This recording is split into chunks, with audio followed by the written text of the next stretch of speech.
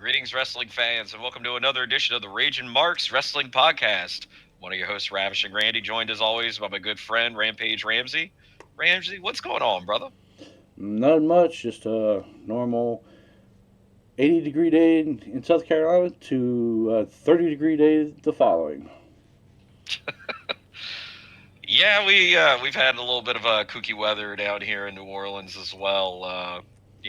We had a few days there where it was down into the low 50s. Um, and then now we're back up to like 85, 86. So, Yeah, it's been seesawing. right before I get to go over there, it's going to get hot as fuck, like last time. But but of course, like no cold spell, no random cold snap or anything like that by the time you get here. But part of the reason why you're coming into town in a few days is because it's finally here. It's WrestleMania week. The week that a lot of wrestling fans look forward to each year, as far as kind of the culmination of everything that our gracious sport has to offer on one of the biggest stages of them all. Um, so it's going to be exciting having you down here to spend Easter weekend with me and a couple of your other friends back home. Yeah, I'm gonna try to get there the first night. Might get there by the main event. I got a birthday party. Gotta get off the plane and go straight to a birthday party. So I got a family engagement first. So I don't know about the first one, but second night I'll be there. Nice. I hope. Yeah, Unless I'm there's trying some to shit in my plans. I'm trying to navigate that between like work and family obligations and everything else. I will say I'm a bit disappointed that WWE decided to put WrestleMania on Easter weekend. Hopefully, we will not have that going forward. I don't know when Easter weekend is next year. I hope it's not Easter weekend next year. Well, no, like it's kind of one of those things that WrestleMania this doesn't usually happen. WrestleMania being so late. Um, But this is what they this wanted. This is what year, Nick Khan wanted. He wants to go later. He wants to be in May. yeah. He wants I to be in mean, May. He wants to be in May. He kind of be wants. We're in a situation where it either shares a weekend with the Final Four, which takes away 1,000 viewers. So you move it up because you guys say get away from Final Four. Problem is now you're going against the beginning of the end of the NHL season, the final weekend of the NHL season, and the beginning of the NBA playoffs. So you have to try to figure out, do you want to do the beginning and then NFL draft? NFL draft is a bigger spectacle than mhm, anything. yep. So it's now you're kind of moving things around. So you go in May, now you just in the heart of the playoffs where there's less games in the playoffs for both NHL and NBA, and that kind of fits in because Major League Baseball is a non-factor, unfortunately. Yeah, I mean, doesn't necessarily have to be the first weekend of April, but I kind of feel like next year in New Orleans, it being kind of the second weekend of April, I think that's kind of the sweet spot right there. And yeah, will it possibly coincide with Final Four? Sure. But I mean, to me, it's kind of that nice sweet spot and doesn't necessarily conflict with a big family holiday like Easter. I mean, at least like Thanksgiving, like when Survivor Series used to be on Thanksgiving.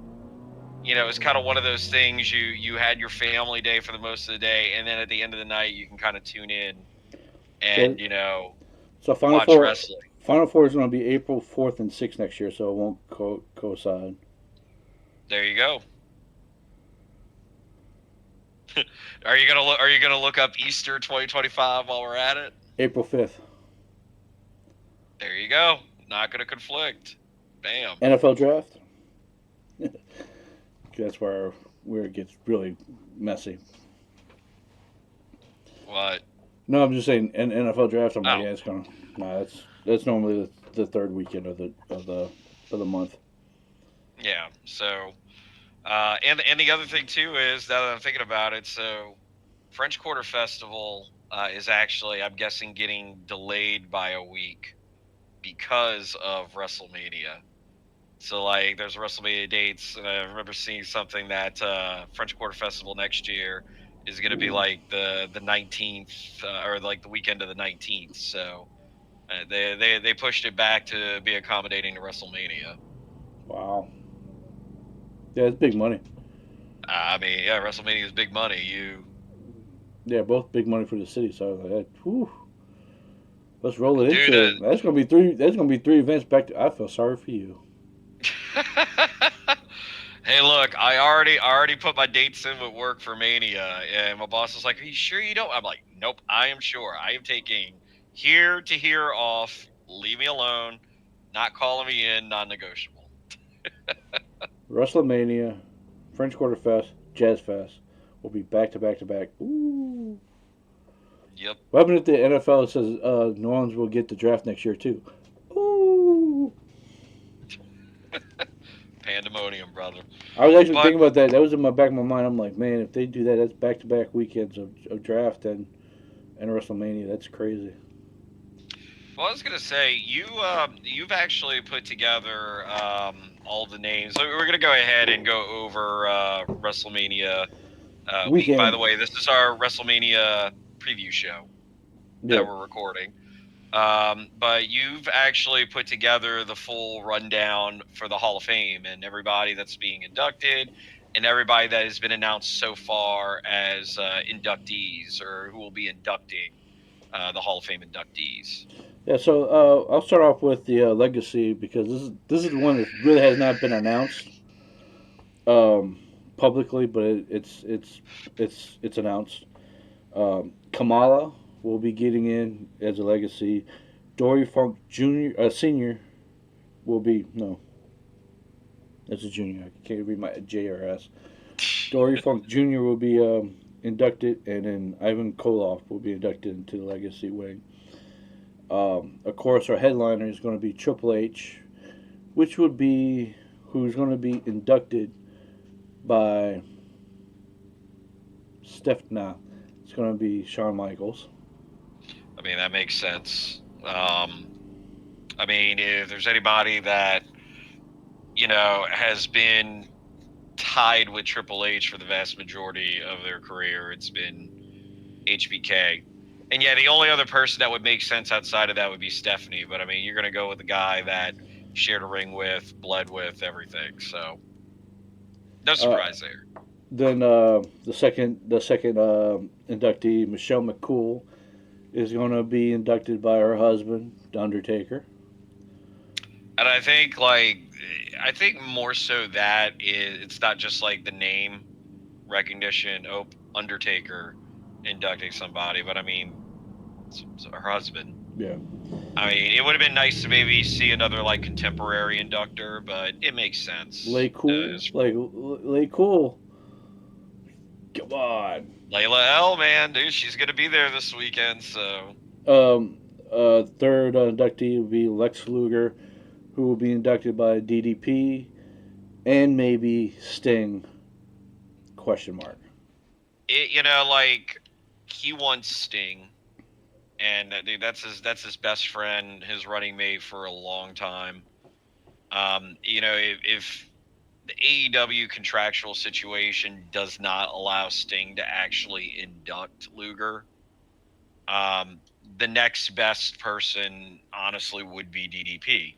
I mean, Oh yeah. DDP has spent the last few years helping him with rehab, helping him regain more muscle control and everything. The fact that you know they've been working the last few years to get him where he could stand up long enough to be at the podium for the Hall of Fame. It's like, DDP has put in the work to help him get to this point. So if it's not Stinger, DDP is a good second choice, but we all really would want it to be the Stinger for Luger. And then tag team induction is going to be the Natural Disaster, which is John Tinta and Fred Ottman. Um, it's to be determined who's going to be the inductor. I'm going to say Cody because that's Fred Altman's um, uncle. No, Cody is Fred Altman's Cody's. nephew. Yeah, there you go. His nephew makes sense, but then We who were the kind of fuck talking. knows? We were kind of talking if when we were like, oh well, who would get inducted in New Orleans next year for Hall of Fame? We were like, oh, That would have been Tenta, because there's perfect. the LSU Louisiana connection. That would have been But perfect. I mean, it's good to see him finally get his due and get into the Hall of Fame. Because I mean, I remember being a kid, and I remember before the natural disasters were paired up, earthquake being a big deal in WWE. Just like, oh my God, he's gonna kill Hulk Hogan. He's gonna kill him. I, Um, the so the immortal moment, oh, which we're is going jumping to ahead. be Gotcha. no. It's going to tie in the immortal moment. I hope at some time down the line that Fred Ottman gets his due as an immortal moment is when the Shockmaster made his debut Oh man. because that's iconic. It's iconic. It has Wasn't to. that our wasn't that the winner of our first gimmick battle royal like forever ago? I mean, Yeah, it's iconic. It's yeah. iconic. I mean, That's like the fucking greatest thing ever. You make it. I'm just hearing Davy Boy Smith in my ear making his fucking comment about he fucking fell. Like the whole story. Like they put a fucking piece of board there. We're like, why would you put a board right there? It just yeah. Why would you bedazzle a stormtrooper helmet? But but tugboat or typhoon, it's gonna be in. But going into the immortal moment, this is the first year they're doing this, and the first match they're immortalizing is going to be Bret Hart versus Steve Austin, WrestleMania 13 no DQ match with um, what's his name is Ken Shamrock. Shamrock. Ken Shamrock is the guest referee. I know Bret Hart and Steve Austin are going to be there, but I don't think Ken Shamrock is going to be there. I know there's been talks about like trying to get Ken Shamrock into the WWE Hall of Fame, like, and you know maybe with now that you have the UFC ties and everything like that, that might become a reality down the road. Um, but we were kind of talking about this off air. Like, I thought it was interesting that for the first Immortal Moments inductee, we're going with this match. But like, the reality of it is that this match is regarded as one of the best WrestleMania matches. Just when you look at not just the quality of the in ring work, but what it cemented for the business. You know, you of course you have the double turn. You know, um, does Austin 316 get as big as it does without this match? Because, like, granted, you know, we had the King of the Ring. You know, we had the Austin 316, and that's the bottom line because Stone Cold said so. You know, we had that, and he was starting to get a groundswell with the fans, but it was really coming out of this match at WrestleMania that people started being like, this dude is main event. Like, this dude is a guy that can be champion in this company at some point, you know. And then Bret Hart doing what Bret Hart does and usually, you know, making other people look good in the ring. You know, he turns heel, has a great heel run coming out of this match. You know, feels like he's constantly getting screwed over. Um, where have I seen that recently or seen that character recently, but with like Drew McIntyre?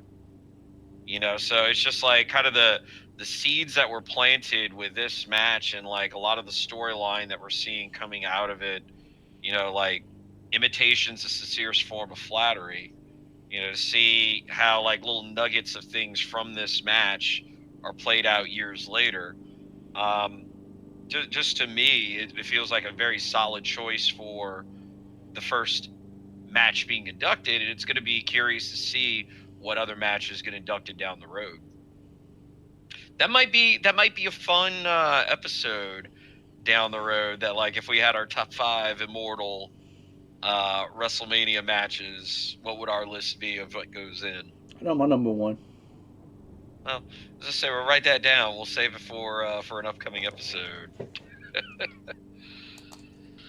But yeah, like, is there anything that really surprises you though coming out of the Hall of Fame as far as maybe some notable omissions Cindy this Lauper. year?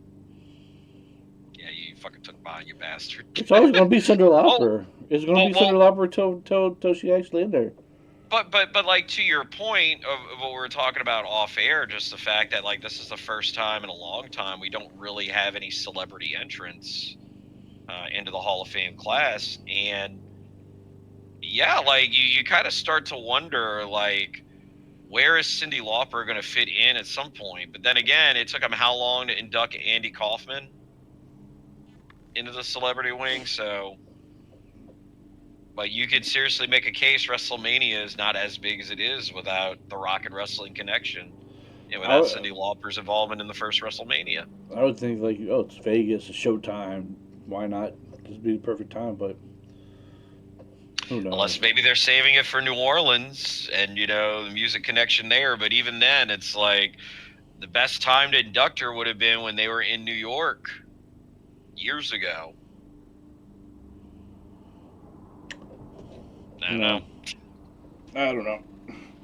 But there's also the talk that Demolition has signed Legends contracts, and so now they are sort of back in WWE's good graces. So that might be a team that we see inducted next year in New Orleans. Could be. I don't know. Like, are there any names that you think stand out for a New Orleans entry? I don't know. That's the thing. It's like I don't know. Like coming out of left field with fucking Lex Luger, I thought for sure Lex Luger was never going to get in. It was just the stigma was really big, but I get you sprinkle DDP dust on them, it rectifies your career. Do you think Elizabeth gets inducted at any point? God, you got to. You have to. You have to at some point. But she should have been. She should have been. That's the thing. Like she should have been. We just need. Maybe You know what we need to do? We need to have 1 year of the people that should be in, but we really can't put in. We just put them all in 1 year.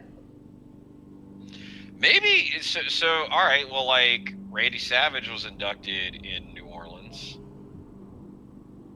Maybe Elizabeth gets inducted in New Orleans. Just, just a thought. Just a thought. I don't know. Fuck you. Watch. The genius is gonna get in before fucking Elizabeth. How this goes, I don't know. Don't mind me. Uh, um, I know you wanted to touch on Stand and Deliver on Saturday. Now, granted, we don't have the full match card yet because as of recording, we have a NXT later this evening that's going to decide those like who's in those matches. But of what we do know, I know you are big on this is going to be the show stealing match potentially of the entire weekend, and that's the women's fatal four way. Yeah, Why don't you touch on that? The NXT Women's Fatal 4-Way Championship match is going to probably be the one that steals the weekend. Um, First thing, you take a look. Stephanie Vancouver, uh, Julia, Jordan Grace, and Jada Parker. Holy shit! And like right now, like I was like trying like earlier, trying to figure out who I'm going to pick to win. I don't have one. I I don't. I think mean, I don't. you just throw it in I, a bag and you just pick one. I don't think you take the ball off of Stephanie Vacour yet. I mean, like she didn't win the title that long ago. Neither did Um, Julia, well, right, and it but like at least from what I had heard, There was a feeling backstage that Stephanie was getting over with the crowd more than Julia. And I don't know if that's necessarily from a um, character standpoint or a communication standpoint or whatever. But I mean, Stephanie Vacour is killing it. I don't see how you take the belt off of her right now. Now, if you want to run her and Julia back, say over the summer sometime, different story.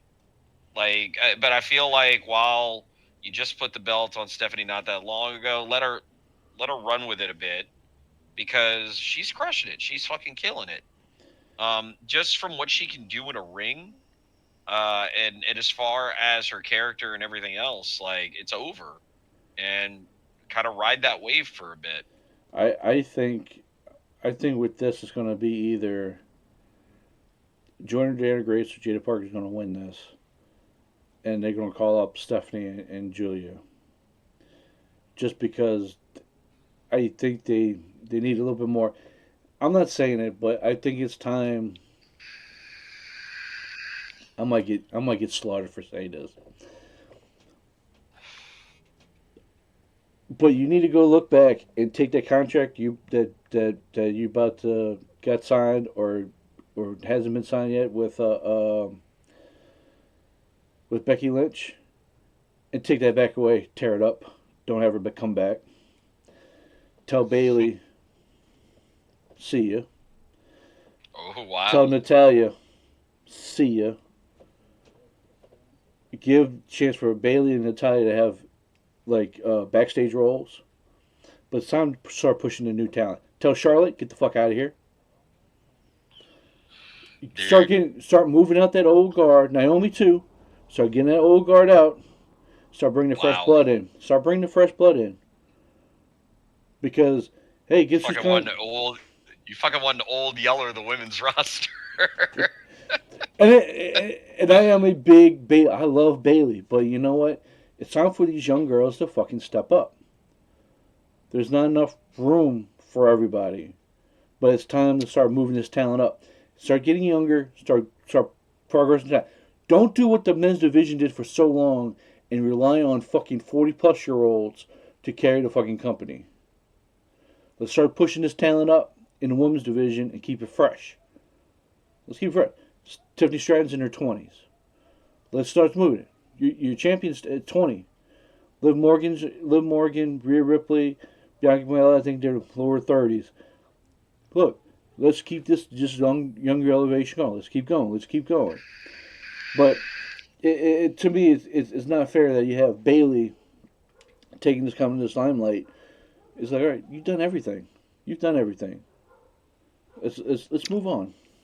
I'm not big on, and I mean, I'll save this point for.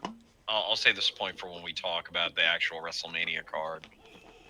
But like I think my dislike of Charlotte doesn't have as much to do with the quality of her in-ring work It's nothing with because their in-ring work. It's because nothing. she is one of, if not the best, from a talent standpoint, women's wrestler. Period. Just from what she can do in the ring, there aren't very many like her. She is the best. The It's the fact that she was able to do John. it it's the fact that she was able to do as much as she did in a short amount of time, and the fact that they hot potatoed that women's title belt, the Divas Championship, whichever iteration of the belt you want to refer to, the fact that she never had like a truly long, like defined run with the title. It's just like she wins it, carries it for a couple of months, boom, drops it, wins it right back, carries it for a couple of months, boom, drops it. I'm not necessarily saying she has to have a Roman Reigns esque reign with the belt or run with the belt, No, but I kind of feel like instead of hot potatoing the belt with Charlotte, make Charlotte like her father in the sense that, like, yes, he had a couple of times where he hot potatoed the belt, But there were a number of his runs where he held the belt for a good, long, sustained stretch of time, trying to legitimize the rosters of different territories. Let her have let her have a fairly long run with the belt at some point. I'm not saying now, but I feel like some of the hatred and ire of Charlotte might dissipate without just like, oh, well, we got to put the belt on her because she's Rick's daughter. No, Charlotte is like Charlotte to me is like Mad Dog 2020. I love it, but when it gets down in your stomach, it comes right back up and destroy it. It's just you throw up. All right, her in ring work, it's great. It's great to take in, but then you realize, oh fuck, Charlotte Flair is going to get the belt. It's kind of like how they did with Roman Reigns. It's the Roman Reigns, John Cena, Charlotte Flair thing. They're going to force it in your throat. They're going to make you fucking take it. It's like, all right, Charlotte comes back from injury. She wins the Royal Rumble. Now she's in the main picture. But there's fucking 15 other girls, 15 other women back there that fucking worked their ass off this fucking year to be in the part. Chelsea Green is not on the fucking WWE, is not on the WrestleMania card. What the fuck? But Charlotte Flair being hurt, coming back, we're gonna have this fucking shit. That's the whole conversation because we're gonna go. We will, yeah, no, hold that thought because we're gonna talk about that once we get to the WrestleMania card proper. But no, going back to the NXT Women's Fatal 4-Way though, like that is an amazing collection of talent in the ring. All the women can freaking go. It's gonna be a spectacle. I just think it's still too early for Stephanie to lose title, in my opinion. I think that's why you do the Fatal 4-Way, so she doesn't take the pin. I mean, and that's a workaround. Make her and Gilia might not take pins if they don't. If either one Julia doesn't take. I see Gina Siegel. So Julia and Stephanie, if they both don't take the pins, I think they're going off to I think they're going off the main roster. Star power. Star power is their star power over. They do not need to be in NXT. But again, I understand that, but at the same point in time, it was Stephanie McCool herself that said that she wanted to go to NXT because she had the option to debut on the main roster. She had the option to start there, but she was also like, I need to get better at speaking English. I need to learn how to work the American style or the WWE style. Like, it would be more to my benefit to be in NXT. I don't know. I think she hammered the WWE style.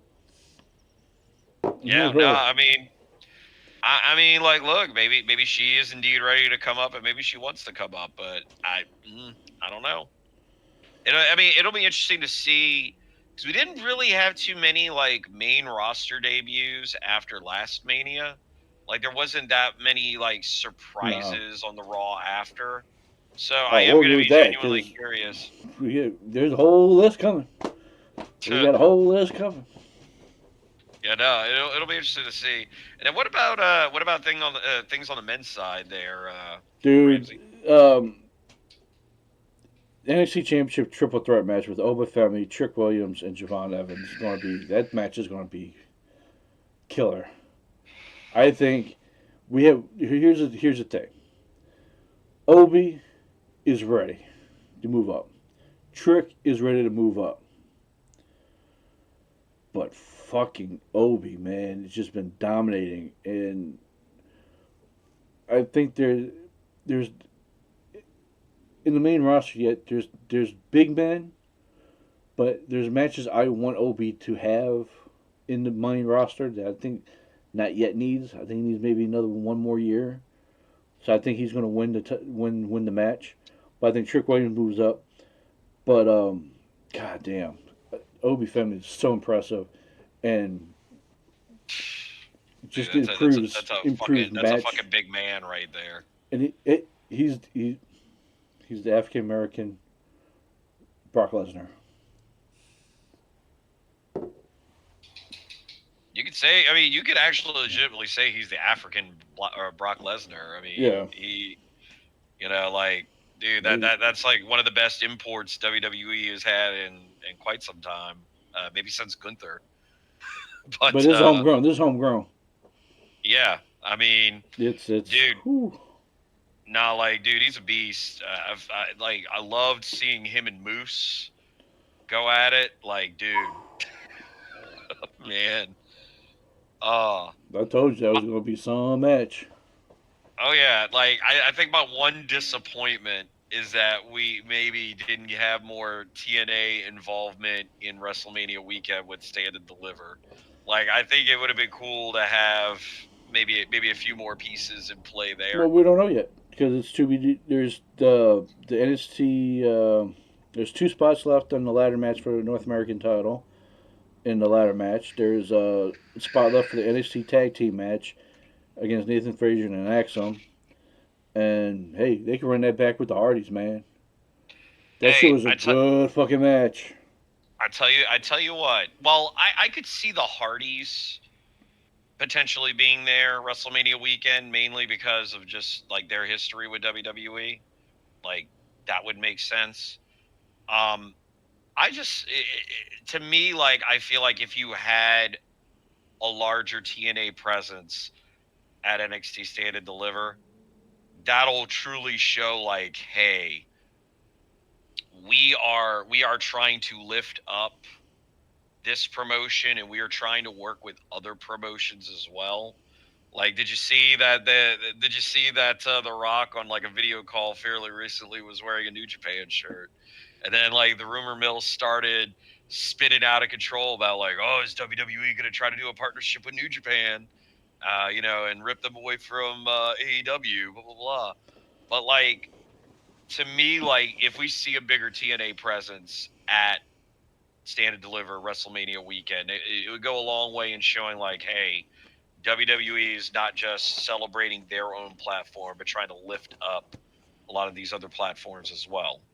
That's why a lot of the max firing from TNA is because there was a lot of pushback from the partnership with WWE. They didn't want to work out like with I know like Hendry was supposed to make a big presence on Raw for one Hmm. episode and take a L, but then the guy that was in charge of that the Hendry match on TNA side didn't want to do it. You were like no, and then it got pushed back, didn't happen, and then now that's why NXT sent Ethan Page now a big presence on TNA, trying to run something. So yeah, look, it's going to be it's a work. It's working. It's working. It's cooking. It's Hmm. just gonna take time. But like, there's so many. The rest of those matches. There's only two matches that's been established. Is the two championship matches, and everything else is to be determined. So we'll wait and see for that, and then we'll cover it on the recap next week. Yeah. Um, let's go ahead and get into WrestleMania Night 1, Saturday night, April 19th. We have 7 matches that are announced. By the way, I've been hearing everybody talk about the fact that like each night of WrestleMania is going to be 8 hours. And I'm kind of like, I thought we went to the 2 night structure to move away from that. They're talking about between the pre-show, the actual main card, and then post. I'm like, it look, as long as the main card itself is like 4 hours, Well, there's no pre like, matches. There's no matches on. There's no pre matches. well, yeah, they're talking about pre-show and shit. I mean, but yeah, like you can I'll have to opt to watch go it. to the pre-show or you can opt not to. It's about the main card at the end of the day. Like shit. As long as me as a wrestling fan am not sitting in a stadium for 8 hours, because like good lord, WrestleMania 34, oof, that that But that it, that felt like an eternity. but the thing is like you can do 8 hours and have great matchups, and Hmm. that's different compared to that last WrestleMania where you spent 8 hours and it was like, ugh, it was kind of rough. It was kind of rough. So going down the match card, night one, We have the World Tag Team Championship match between the champion War Raiders and the New Day. I want to see New Day win here, Me too. and I want to see this heel team fucking go. Like, dude, like it was great because when they first had the interaction with Big E and went full heel, a lot of people were on board with it, and they were getting the Dom treatment whenever they would come out and try to speak. And then it just kind of felt like they were in a bit of a holding pattern. Like, it's like, okay, well, where are we going? We really need to get the heat up on this team. And I've loved everything that's been going on with the War Raiders over the last couple of weeks. And I feel like to cap it off, we need to see we need to see the New Day win and have a run as true heel champions. I agree. I think New Day will win this matchup. We have the U.S. Championship match between L.A. Knight, defending champ, going up against Jacob Fatu. Do we see another title change here? Hell yeah. I think you can see Jacob Fatu take this and then run with it.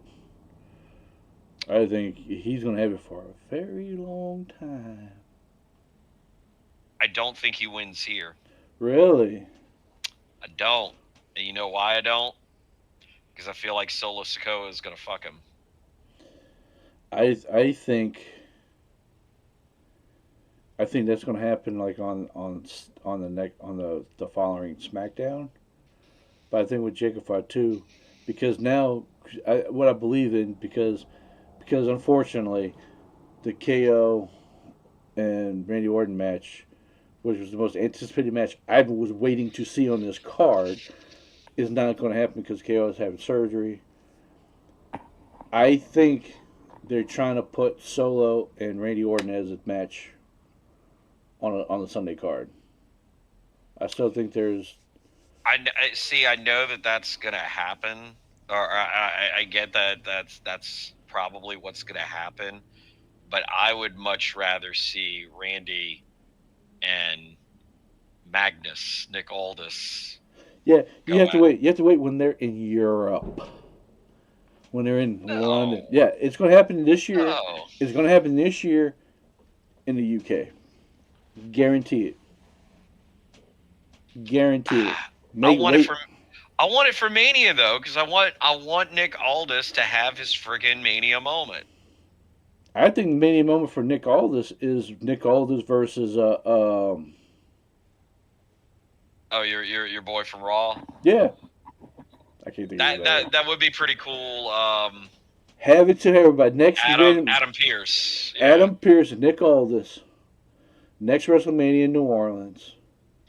Face off. GM versus GM. Let's have it. That's the If matchup I it want to see. That's the matchup I want to see. if they brought back the previous Survivor Series gimmick, that'd be interesting to see the whole Raw versus SmackDown kind of thing. But You can do it. War games. you could Adam Pearce gets his, and each he's in each the of the, ring. each of them captaining their own teams. Get into the war games. No, yeah, I get that we're probably going to get Randy and Solo on night two, but I really want, I really want Randy and Nick. But no, I kind of feel like if Solo were to screw Jacob Fatu over in this championship match, that would firmly cement the face turn for Jacob Fatu because he's over with the crowd. Nobody wants to boo him. He's a fucking monster. Just let him be a monster for good. Like I feel like if you screw it over, because I mean you just put the belt on L.A. Knight, and L.A. Knight, while he's not as big as he was, I kind of feel like where he stumbled was where he dropped the belt to Shinsuke, and then they did the run with Shinsuke for a few months where he didn't do anything, barely defended the belt, like once maybe twice, and that's being generous. I kind of feel like you rehab LA Knight a bit by letting him run with the belt for a little while, You cement the face turn for Jacob by having him getting screwed out of the belt by Solo, and then you can run it back around the next night where maybe Solo and Tama Tonga are about to fuck up Randy Orton, but then Jacob Fatu comes in, makes the save, Randy's able to win the match, and then boom, you Yeah. But I want to see Jacob Fatu start get a belt. eventually, It, eventually. the LA Knight, the LA Knight run is done. It's dried up. Let's go. Let's move on. Uh, our next matchup, we got Jade Cargill versus Naomi, and I've loved the Naomi heel turn, and I love the build. And by the way, I was right. Our last podcast wasn't able to go up, and so we didn't get to, like the fans haven't had a chance to hear me tell you that I was right the first go around. But now that we're doing this proper, I'm gonna just let you know I was right. I'm gonna tell you this. I'm gonna tell you this. I don't Because think this story's not finished yet. you This story's swore it not wasn't finished yet. you Look, it was swore it wasn't Naomi, Naomi that attacked Jade, and I was like, it 100% was. Who had the most to gain? It was but Naomi. but who also did not come to the defense of Jade Cargill after the Naomi situation. Hey, guess what? I won't be shocked. This would be a jump over tonight too. Jade Cargill will probably cost Bianca not winning the title. Just saying. I think there's a story. It's a storyline that she's included. I think it's not over yet. Jade revenged. The revenge of Jade is this year, and Bianca's on that list too. The Jade Cargill Revenge Tour. We Yep. we got the Liv Morgan Revenge Tour last year. Jade Cargill Revenge Tour 2025. I mean, we definitely see Jade winning this match. No, Destroying. Destroyed. This should have been a street fight. we have one of those, but we'll No, get no, to that on no. night But two. this should have been a parking Yeah, no, no. lot. This should be a parking lot brawl. Backlot brawl. Hey, guess what happened? This happened. Let's go. Let's go. They could totally make it a pit match and put it in a casino pit. I mean, they are in Vegas after all, you know. Rewind Roddy Piper and Goldust match. Yeah, Hollywood backlot brawl. Yeah. The Vegas Strip brawl. Um. Next matchup, we have Rey Mysterio versus El Grande Americano. Just call him by his fucking name. Dude, I gotta That's the say, worst fucking. has anybody had more gimmicks than Chad Gable in the last, like, I don't know, 6 years or so? No. Went from like American Alpha to Shorty G to like actually being able to go by Chad Gable. And then now El Grande Americano. I do love the El Grande Americano gimmick, though. I am gonna throw that out there. I love this whole idea of he's got like a steel plate in the mask where he just freaking headbutts people all the time, doing flying headbutts and shit. Um, dude, El Grande Americano is going over. Clearly. Ray does not need a WrestleMania win. But anything we can do to build up Chad Gable, because I'm still butthurt at the fact that he didn't win the Intercontinental Championship forever ago off of Gunter.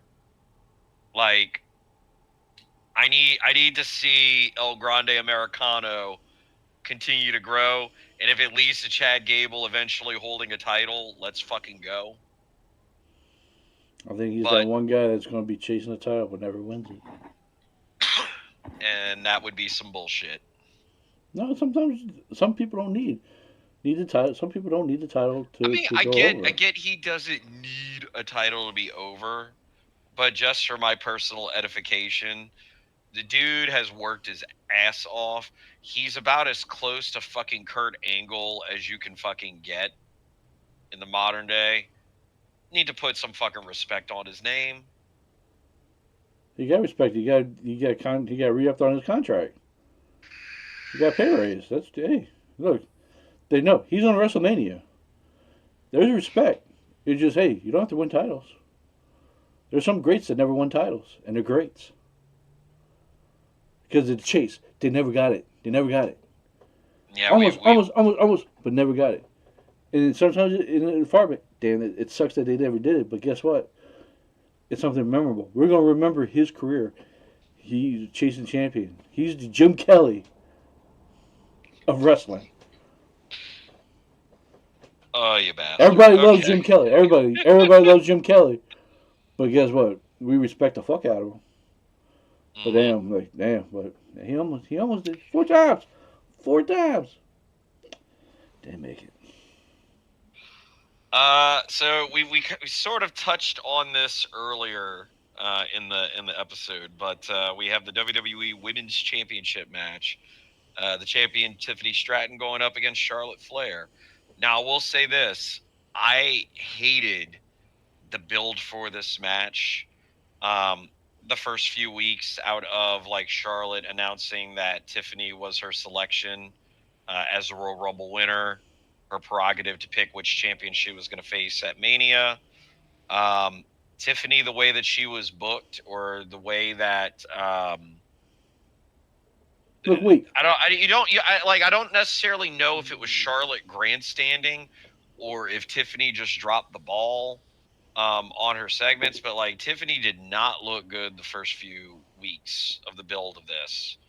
Um, then we had that fateful interaction in the ring 2 weeks ago, where a lot of truths kind of came to light, and oof, man, like if ever I was hyped up for a match, I'm definitely hyped up for this one. Nick, someone would say, all right, someone did a shoot, and the other person it just snapped. Hey, you know what? It made it's most. It's the most. It's now the most intriguing matchup of the Hmm. weekend. To get it on night one, but it's also too. It's gonna. It's probably gonna take the. It's gonna take the day. It's probably gonna be the match of the day. I mean, you have two great workers in there, at least from an in-ring perspective. I I don't know. It's very odd because it's like on the one hand, all signs point to Charlotte winning this match, but I also kind of feel like at the same time, if you really want to develop your new talent, it makes sense here for Tiffany to pull out a win, even if it's by the skin of her teeth. It makes sense to me for Tiffany to retain. But what are your thoughts on this? I know you are a big Charlotte hater, but I didn't say I hated her. I just said that I love her we in hate ring work. I love the we in hate ring the work. idea we hate the idea I of hate the idea that she's champ. She's going for a championship, while there's 15 other women that bust their ass all year and doesn't get a fucking opportunity. That's what I hate. She comes back from fucking injury and then she's put right back in the fucking picture. That's what I hate about it. It's nothing to do with her in ring work. It's there, about there it's there's about also well, I was gonna say there's also been a lot of talk about, is she unprofessional? Like when you look at just like a lot of the issues that have come up over the course of the last few years, you can think back to the incident where her and Becky were kind of on the outs, and they were switched to different brands, but they were the champions of respective brands, and so they had to do the title exchange. And Charlotte just throws the belt down on the ground, to kind of piss Becky off. Then there's other things about like comments that were made behind the scenes and just attitude and everything. And like we had this conversation about Punk, you know, 2 years ago when a lot of the AEW drama went down. That's like when you look at a lot of these interactions, there's a common thread, and if the common thread is you and your involvement, then what does that say about you? And it kind of feels like with Charlotte, maybe Tiffany had to go low because of a lot of the actions that Charlotte had been taking behind the scenes or in the ring, taking liberties, things like that. So there's that whole aspect of it too. Is Charlotte maybe immature? There's a whole bunch of things we could talk about Charlotte outside the ring. Well, Like, we're not going to talk about the losing streak. We're not going to do that. oh man, there's no need to talk about it. But I think Tiffany goes over. I think I think she's too hot to to take this down from her now. I mean, it kind of feels like to me like if the plan wasn't for Tiffany to have a run with the belt, then why have Nia drop it? Because like realistically, if Nia was still the champ going into Mania and it was Charlotte versus Nia,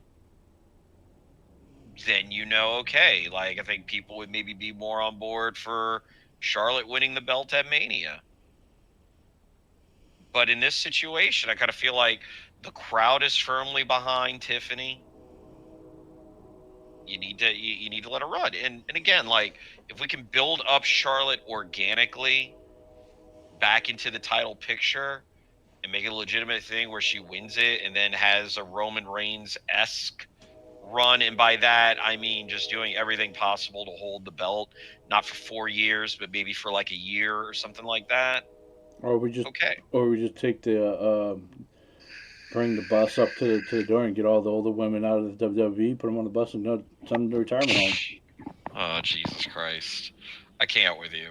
I can't. Um, Hey, your girl from AEW might be the next WWE signing, so oh, watch Britt out. Baker. Britt, Yep. oh, I'm sorry, two, Britt Baker and Mariah May. I said there's not enough room for these respectable women to still be here. Good save. Good Move save. on. Go to AEW. Paige is back. Paige is coming back. Hmm. So I mean, like, but Paige already said she ain't going for championship. She just wants to put over, put people like build the women's division.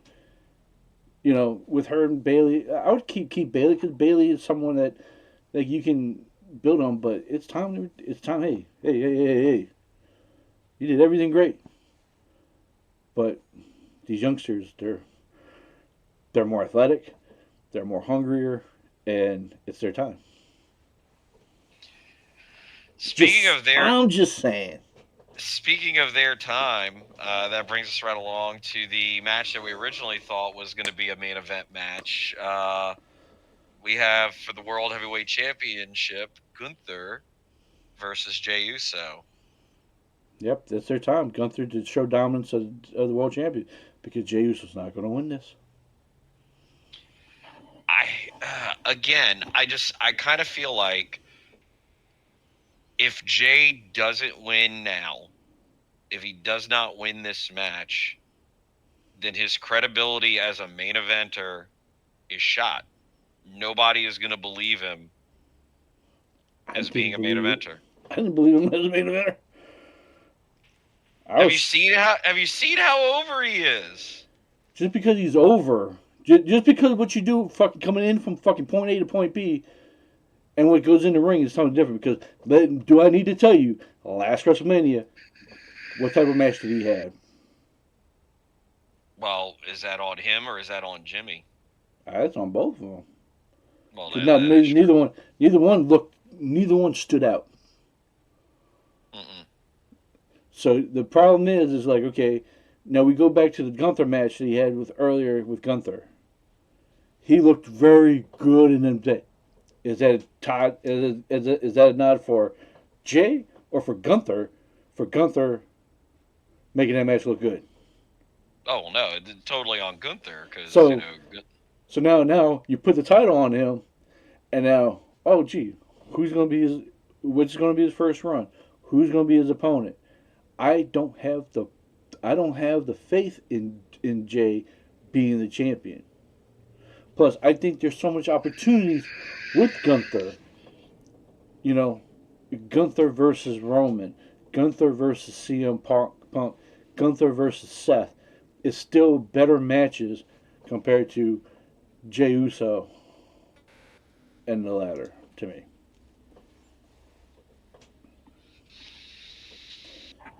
I'm just gonna say, if only because they've built this story up the way that they have, I feel like Jay wins, but does not have a long run with the belt. Just kind of feel like you have built this story to this point, and that's what I'm saying. I can't see how, if Gunther does win, you then do anything else with Jay going forward. To me, I feel like you just stick him back in the tag team and call it a fucking day. Yes, Is yes, yes. Because because now we had DIY there. Now we got fucking Motor City Machine Guns. Machine Guns. We're about to have at some point Lucha Brothers. Lucha Brothers versus the Usos. Give it to me. Give it to me. Give it to me. There's I'm not gonna more. lie. There's more tag team matchups I'd rather see him in than him been single. But I don't To think we're me. getting. I don't think we're getting Penta and Ray together this soon. I feel like, and again, it's kind of like we're doing now with the Usos. They're on separate brands. Let them do their thing for a bit, so that when you do bring them back together, let's say maybe for next year's WrestleMania, tell me that is not a WrestleMania match, the Usos versus the Lucha Brothers. Yes, it is. That's what I want to see. So, and I feel like we will see that eventually, but we still have a year to get from where we are now to there.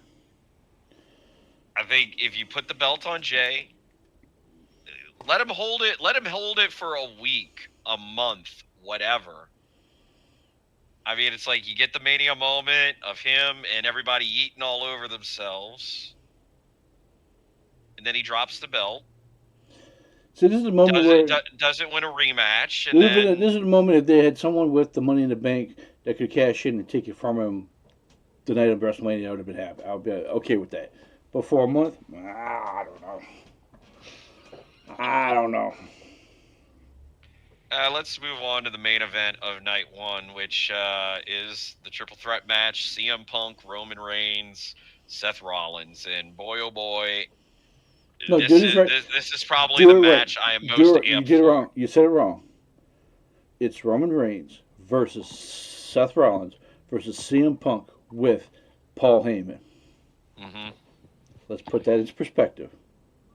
Let me get your thoughts on this match and what you think the No, no, outcome no. is going to be. You need to go first because I'm gonna drop a bombshell. Okay. Um. So I think this is going to be a very physical match. Not that I've been the biggest fan of the physicality that we have seen over the last few weeks between the three guys. It's just been kind of, to me, like, I feel like they've been holding out for what they're going to do in this match. And so I feel like it's going to be hard hitting. It's not going to be a Gunther, Drew McIntyre, Sheamus match, but I feel like they're going to bring out the big guns on this one. And I feel like Seth is going to walk out of there with the win. And maybe not just walk out of there with the win, but walk out of there with a certain wise man. No, we're thinking the same thing then. Well, duh, We're because thinking the that same thing. to me, that is, it's not necessarily a bombshell. It's something that needs to happen. I feel like Seth as a face does not work. There's no identifiable character. He goes out there and he talks about how he's a revolutionary, a visionary, all this other shit. I feel like he was more over as the Monday Night Messiah, at least from a character standpoint, than he is now. I know who CM Punk is.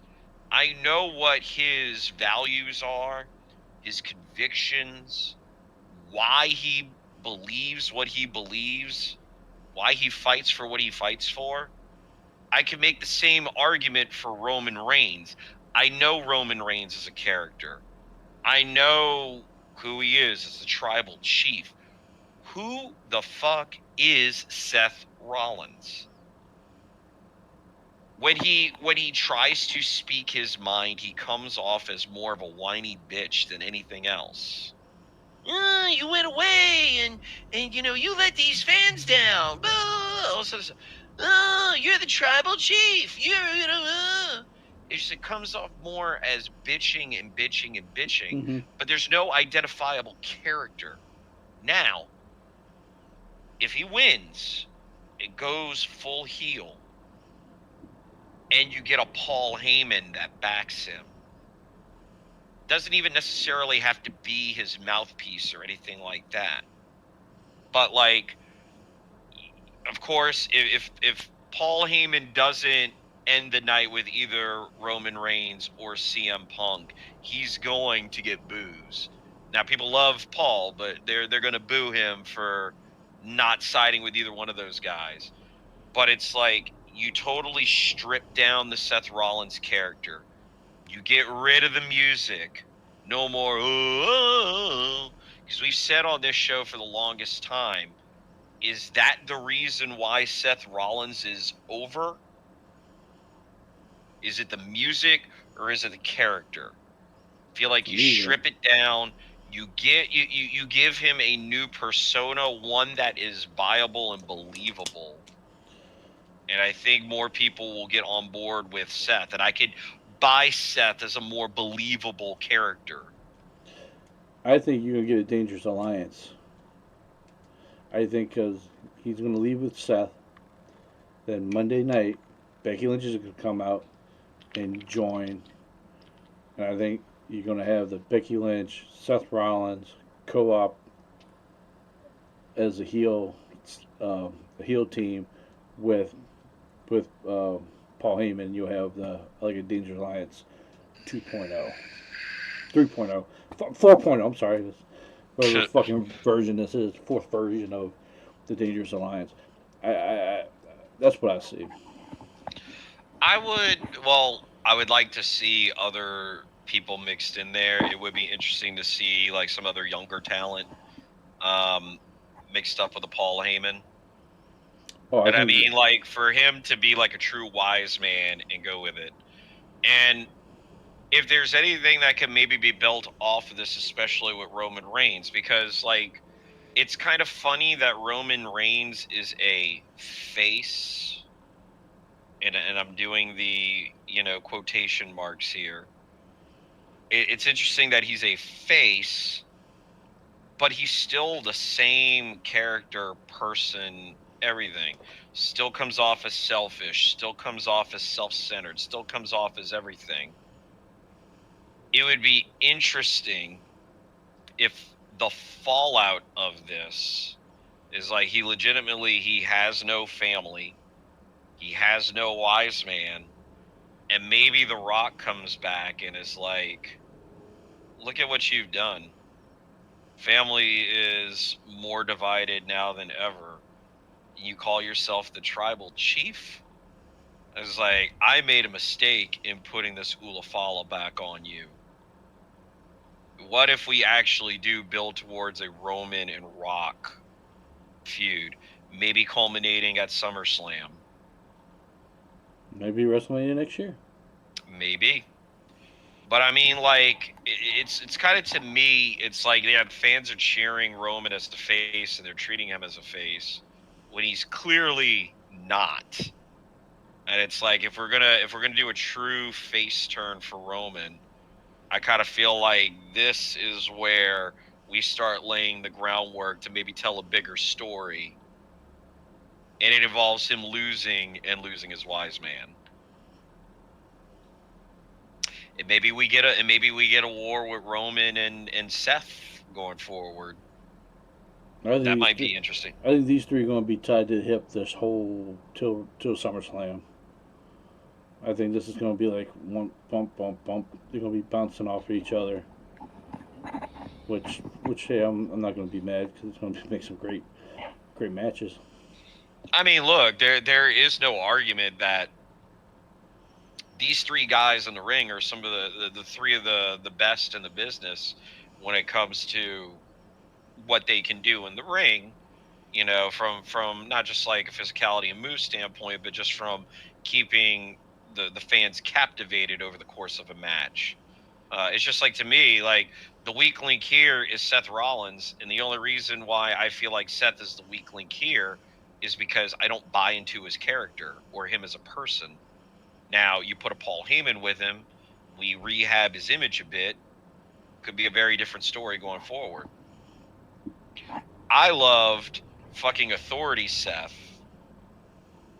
you know, the sniveling coward that would lie, cheat, and steal to win matches with the help of J&J Security and everything else. I Yeah, bought into that Seth more than I buy into this Seth.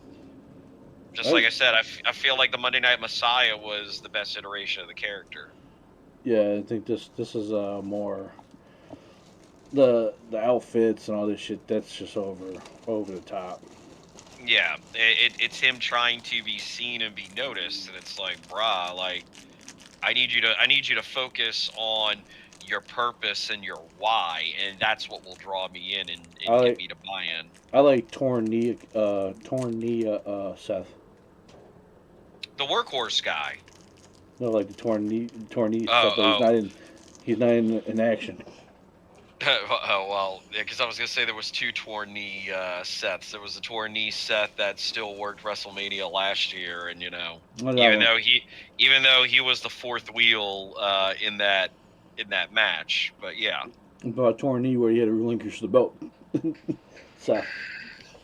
Uh, you're a dick. But anyway, moving on. Yep, yep. Uh, so that brings us to night two. So we only have 6 matches announced. We kind of talked about where Randy Orton's match might fit in here and who might sub in for Kevin Owens. But we have the women's tag team championship match: Liv Morgan and Raquel Rodriguez going up against Bayley and Lyra Valkyria. Now, told you that I had a point that I was going to make, and I was like, we're just going to save it for when we talk about the WrestleMania card proper. To me, what good does it do to introduce a women's Intercontinental Championship match and a women's U.S. title and not have a single one of those titles defended at WrestleMania? This is legitimately almost like the women's tag team championships 2.0, as far as how they're being treated on the grand stage. Like, I don't get why you have your Intercontinental Champion and Bayley being thrown together to go up against Liv and Raquel when we could, I don't know, develop some actual women's tag teams to compete for this shit. Thoughts? Well, the problem is, if you would have every single championship belt because the WWE tag team championship is not being defended either on WrestleMania. That Hmm. means the Jay Cargill, Naomi, Rey Mysterio, and Gable match, and then the Damian Priest, Drew McIntyre, AJ Styles, Logan Paul match doesn't happen. Understood. However, you just debuted these belts, and it's like, are we gonna try to legitimize them in some way, shape, or form? I think you do, but I think you need to legitimize it as TV championships where they need to be defended weekly or bi-weekly on the TV shows. We haven't had we have not had a title change in either one yet. I mean, We have it. How many matches has Chelsea actually had where she was defending the belt? 3.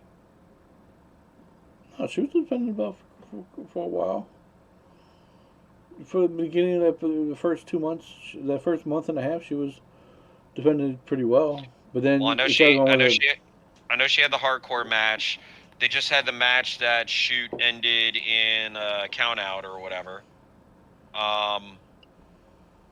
I think she's defended it maybe once or twice after that, or that's one amongst thing. that. They need to start defending. That needs to be like defended on the TV shows more often.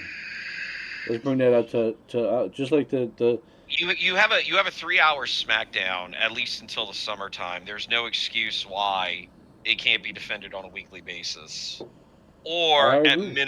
at minimum biweekly. I Because agree. I do love everything that she's doing with her cabinet and all of that. Like, I love the fact that we have what is it, an Irish girl and a Welsh girl, or a No, they're both they're both Scottish Scottish. girl and a Welsh girl. Oh, both Scottish. Both Scottish. I thought Elba Fire was Welsh. Scottish. Huh, pardon me. I'll double check it, but from what I think, I thought she was Scottish. But no, like I Because do she think won it's it in Scotland. She won it in Scotland. She won the tag team titles in Scotland, and that was like a homecoming. you're right. Yeah. Yeah, no, you're right. Yeah, Scottish.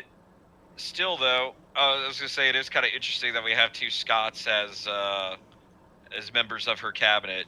Well, it is kind of funnier that a Canadian is your United States champion, your first one. And the But cabinet is two Scottish girls. yeah, but no, like I just kind of feel like, especially with the way the crowd's behind Chelsea, they could definitely be doing more. And like I feel like she's been crushing it every time she's on TV. Like, to me, she's the most entertaining woman on the roster. I'm gonna take credit for. I'm not gonna take credit for this, but like what culture they were talking about having her just being host of WrestleMania would be outrageous, Yes. and I think that would be so funny with those three running and doing skits. I think it would be that would be great. You have to have her involved in some way, shape, or form. She can't just not be on the show. Yeah, I agree. Um and again, like I would rather see Lyra defending the IC championship rather than being in the tag championship match. But then again, it's also the whole full circle moment. Oh, she was a big Bailey fan, before she became a professional wrestler, and now she gets to, live out a dream tagging with one of her heroes. Like, great. End of the day, Liv and Raquel are going to retain the titles. They I need to. agree. I agree.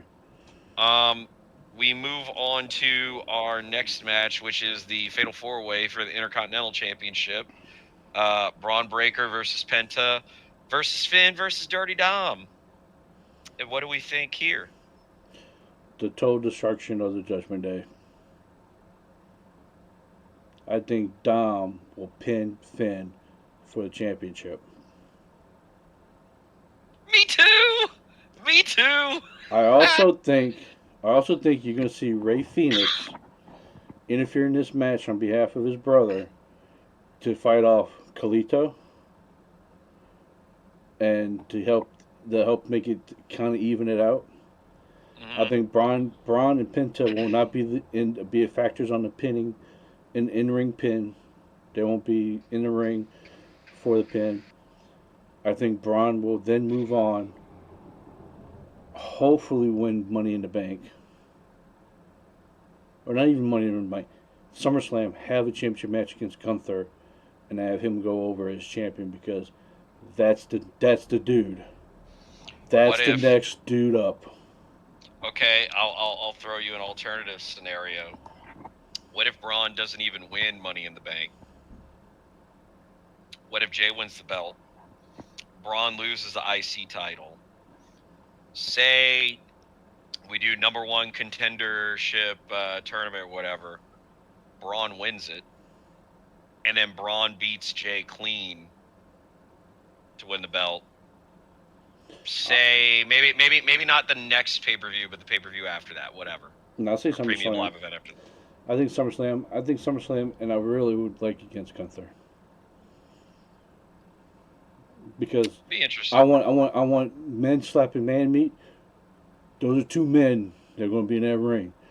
Braun's going to show that like a hybrid of a supersonic man versus the wrestler, and I think it's going to be a fucking great fucking match.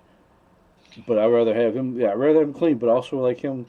I just for accolades, let him win the Money in the Bank, but not let him cash it in for Gunther. But have a match with Gunther, beat Gunther, then cash it in on like something like pettiness, cash in for the IC belt and have both. Uh, but we're both in agreement that Dirty Dom needs to walk away with the IC belt. Agreed. And I agree. I agree.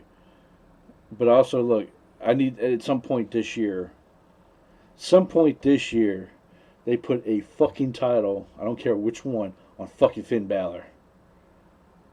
That is fucking needed. Now you want to talk about someone who deserves a fucking a belt? That guy. Agreed. Uh, Next up we have AJ Styles versus Logan Paul. Now, I would say that if maybe we were getting AJ Styles of 10 years ago, this match would be, I think, an athletic classic. Still, though, I think if anybody could keep up with Logan and put on a hell of a WrestleMania match, it would be AJ. So I'm very intrigued to see this match from an athletic standpoint. I wish it would have been AJ Styles of like 10 years ago in the I, ring versus AJ now. I think this is AJ's last WrestleMania,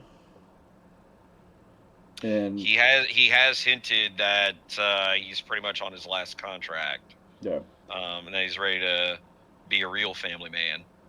I think this is gonna be his like last WrestleMania. I think he'll put Logan Paul over. I think it's gonna be a great, great match. I think AJ Styles not gonna let it be anything less than a great match. But I Logan Paul, I think Logan Paul goes over. Logan Paul goes over for the heat that it will generate. Because I mean, look, he's already got enough heat, but why not throw more on him? Make him really hated. We have the Sin City Street Fight: Damian Priest versus Drew McIntyre. What are our thoughts here? I will say this is one that I feel like the build has been underrated. I have loved the back and forth that they've had over the last few weeks, and the fact that they finally just announced this past Friday that the match is official. It's like kind of took you long enough. We've been steering the ship in this direction. Let's go. I think Drew wins because I think this is gonna be where he needs the fuel. Like it's time for him to have a to win at WrestleMania and actually enjoy a fucking victory Right. instead of being taken away. But I just think the over the I think you need Drew to win to go after Cody. Oh, I just said who I was going to think was going to win. Don't worry. I agree, but go ahead. To beat Cody, then to lose to SummerSlam to Cena.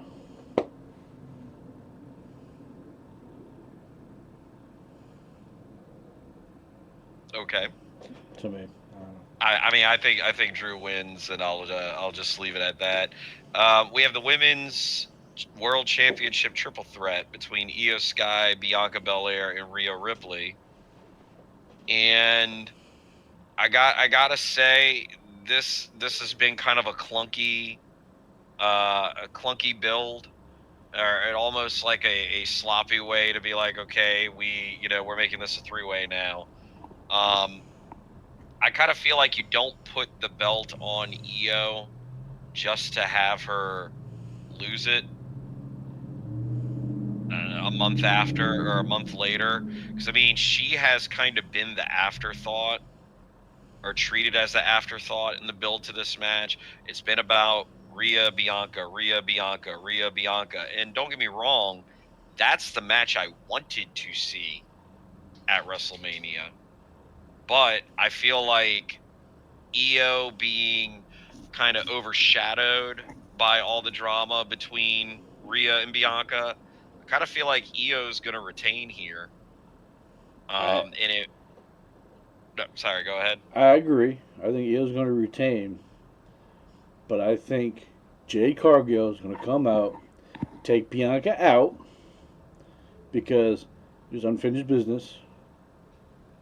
You didn't call me, you didn't check up on me, you didn't care about me, so you're in cahoots with Naomi.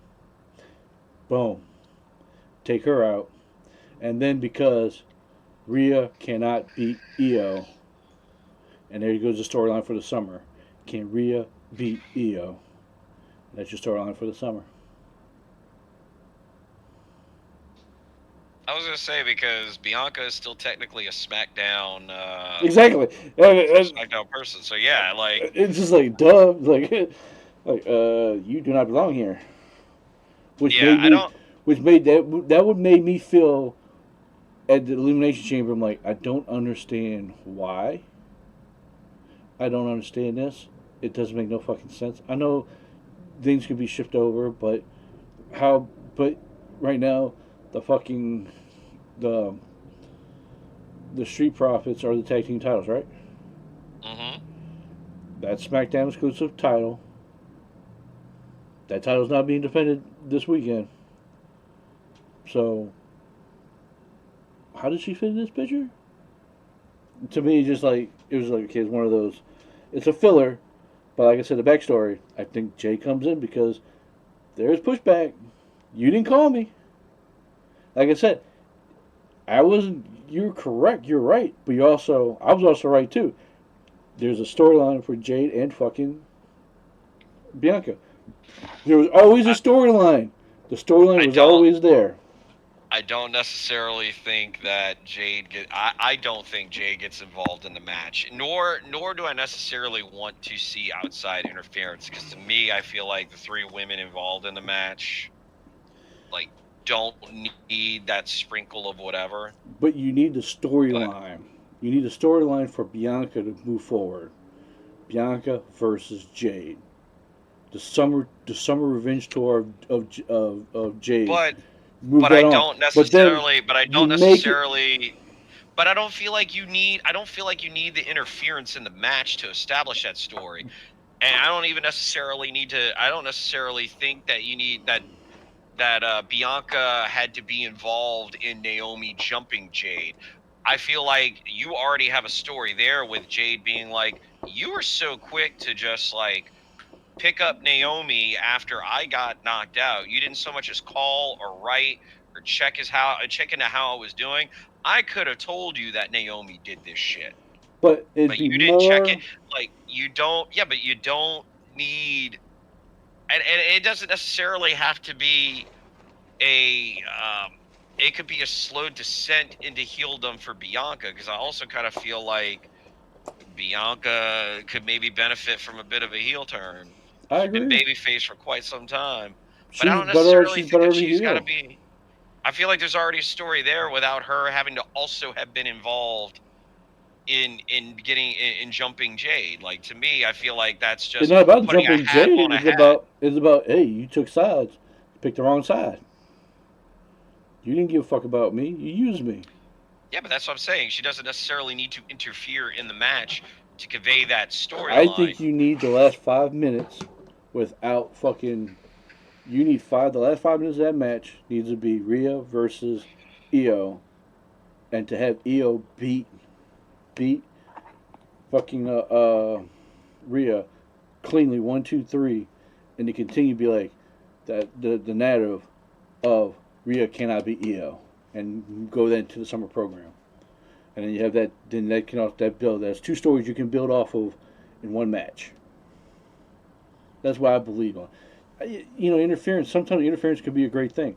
This could be one of those interference things where it reflects on a match because Bianca could have just boom. EST, whatever her fucking move is, on EO. One, two. Here comes Jake. Drags out the ring. Starts fighting. They go. They're fighting. They're fighting. Going to the backstage. And then what But do happened? you And you got the do last you 5 minutes. not see? But do you not think that that would turn Jade heel if No, she were to do because the that? compassion. Because the compassion is they Jade got lost out. Jade was the victim, and then people going to look at it, like right now. Like, look, people weren't happy that first thing. People were not happy that look at the reaction on the elimination chamber. That reaction when Bianca won wasn't great. The reaction was like, okay, wow, like wow, you were so concerned, but you turned it right off after you won the match. Like you didn't give a fuck. It's there. The narrative is there. You can have Jade yelling and hearing it, have everyone hear, bitch, you did not you did not care about me. How did you choose her right after? You know, you didn't check. You know, you can have the narrative right there. She gets just said 2 lines that makes her the baby face in the situation and turns fucking Bianca heel,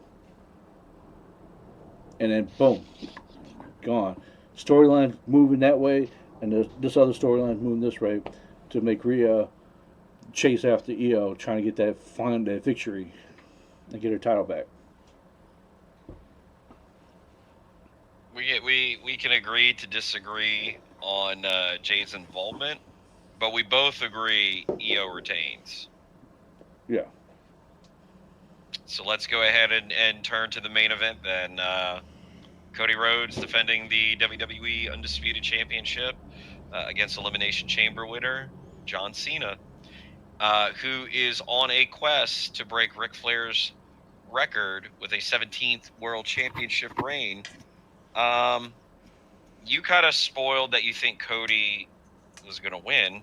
Yeah. I too am also leaning towards Cody retaining. Why do you think Cody retains? Not yet for John Cena. I no. Be honestly, I think right now it's scheduling booking on his end.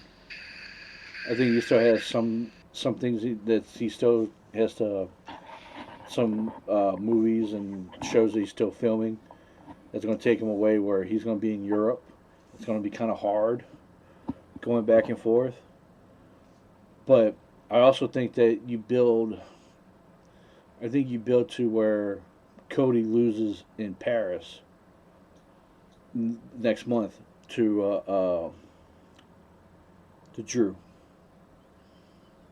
Hmm. and then make it up to where you turn Drew back into a face. You get that. You know, give him the sympathy because people when he wins the title, people are going to start cheering for him. It's Drew, all right. People cheer for him now when is he a heel. You know, people love Drew. Yeah, but he's been really good as a heel. Yeah, but now you got John Cena. Is John Cena a heel or going to be a babyface after this shit? That's going to be the question. But I think at SummerSlam you have Drew as champion till some. I got I'm holding a fucking pipe. You can you can have Drew as champion through SummerSlam and then have Cena go over on Drew at SummerSlam and then Like I could definitely I could see Cena winning and treating the championship in a way kind of like Roman Reigns did, where you see him period sporadically. He shows up when he wants to show up. All of that, I could see that. Um, just to me, the Cody train is fucking hot right now. It is blistering hot. And like, look, the man Ric Flair is on record as saying he has absolutely no problem if John Cena breaks his record because, like, realistically, he's held the title like over 20 times, not the yeah, I was 16 saying that like he's there's no officially recognized for. But like, but even just like he's like he likes John as a person. John's stand-up guy. If anybody is gonna like hold the record in WWE, he's okay with him doing it. One asshole to another. But at the same time, he also said he was also asked point blank from a business standard, who wins at Mania? Is it Cody or is it Cena? And he said Cody, Yeah, it's a because business. Cody is so hot. The business is booming right now. Why do you fuck with the business? I mean, granted, I paraphrase what Rick was saying, but at the same point in time, he was like, dude, like business is booming. Don't mess with business. Like Cody wins. Like from a business standpoint, Cody wins. So, like, granted, story wise, it could make sense for Cena to win, but I also feel like, dude, you're making so much money right now. You gotta keep riding the Cody train while it's hot. Well, other than that, to me, it's like it's been a build to WrestleMania that I'm not like really. Oh my god, I can't miss it! I can't miss it. There's matches that I hear. I'm like, okay, I can wait to see. But it's I will say the build to Mania, like the first few weeks, like coming out of Elimination Chamber, it was like, okay, this thing is really being pushed by the Cena Cody story.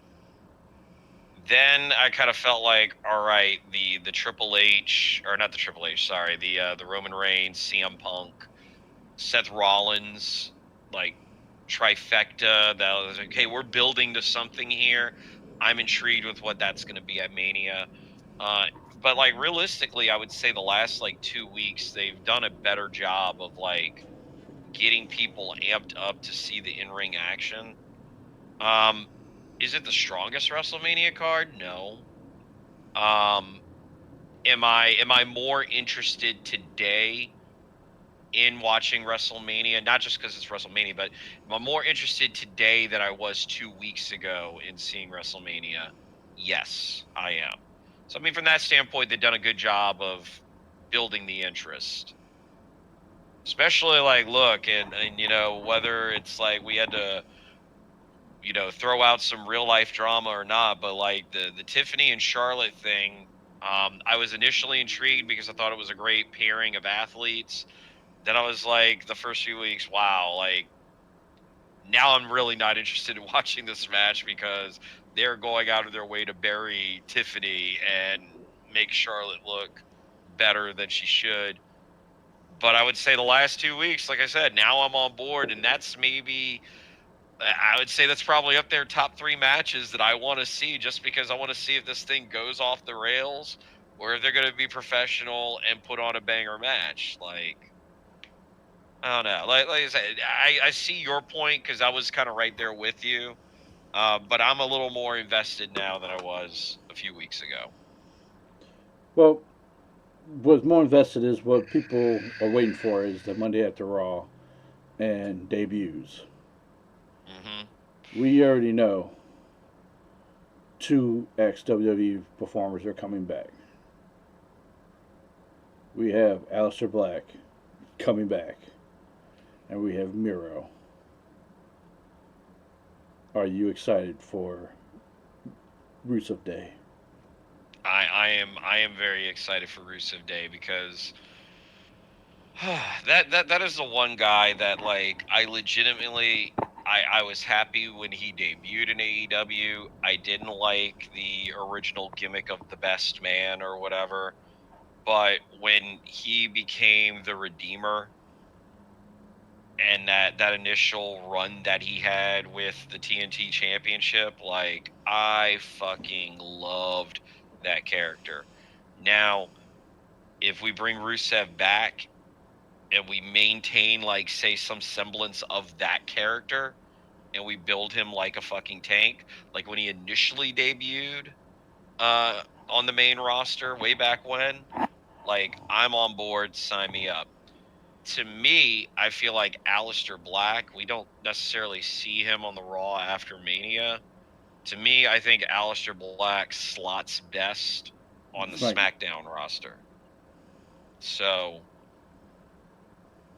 I was gonna say, is Zelina Vega on SmackDown? So yeah, like even from that standpoint, it makes sense for him to be on SmackDown. I mean, you But can make your also, debut. You can make your debut. I mean, well, that's the yeah, hottest night. That's the hottest night to do it. I mean, you but make I your also kind debut. of feel like Rusev fits better on Raw, or at least with like the roster that Raw has. I feel like he slots better there compared to Alistair. I think would slot great on SmackDown. So, but I'm definitely genuinely excited to see them come back in some capacity after Mania. You would even mention some of the women that are coming, like Soraya or Paige will be, We'll be is back expected to be soon. due back. Yeah. Most likely, Britt Baker is. She's pretty much done AEW. So it's conflicting because like she has come out and said that there's no like there is no beef with AEW. She's just not on TV because she has other commitments or other obligations at the moment. But I also kind of feel like Britt has done everything she possibly can do in AEW. It would make sense for her, like the best time for her to make the jump would be if her contract isn't up or she isn't released from her contract soon. Like as soon as her contract ends, jump ship over. Because yeah, I mean, there's no point being there. You're not with Adam Cole anymore. You know, go out there and fucking make the big bucks. Shit. And then I just was reading before we got on Mariah May's contract. You know, she looks like she's probably going to be leaving the AEW going WWE Brown, which will probably just boost her up even higher than what she can do. I mean, like, dude, she had a hell of a run in AEW, and like the storyline with Tony Storm. You can make the argument that there is no reason why that match with her and Tony Storm wasn't the main event, especially considering what AEW's main event picture has been like as of late. Um, but no, I mean, like, it does kind of feel like the fact that she was shot to the tippy top fairly quick in AEW. Now, what else is there? Um, I mean, yeah, if there were a time to jump, Jump, yeah, jump, and with her, I will go to NXT because, like I said, right now that crop right there, that's some of the best. That's the best woman roster on the business right now. You know, join it, get even if it's for a learn short learn time.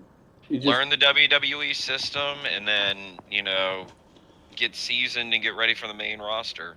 but that opportunity of like, damn, look at this roster, and this is going to be the future. Whew, I guess. Whew. No, so I mean, yeah, I'm definitely looking forward to hanging out with you this weekend and watching Mania. Definitely be excited to see what the aftermath of it all is. It's going to be interesting when we go to record the recap podcast after what some of our thoughts are going to be coming out of the big events. So yeah, no, I'm definitely looking forward to this weekend. And yeah, any closing thoughts that you want to throw out there? Nah, just I would say pay attention to NXT. It's going to be interesting. Also, the big differences too is the Hall of Fame is not the Hall of Fame. The Hall of Fame is not right after SmackDown either. It will be starting 11 o'clock Central Time, 12 o'clock Eastern. Wow. Because you got to remember, if it fits in a time frame, SmackDown's over like at 7 o'clock Las Vegas time Hmm. to finish up to where the time frame for, oh no, 8 o'clock, 8 o'clock.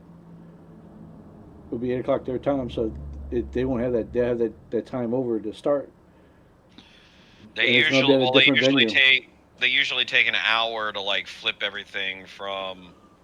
Yeah, but I think it's gonna. For the ring I think it's a to 2 hour difference. I can do the math right now. Let me see. It's at 9 o'clock.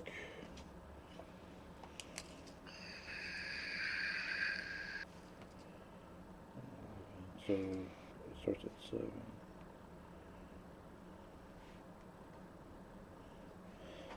So SmackDown ends at 7 p.m.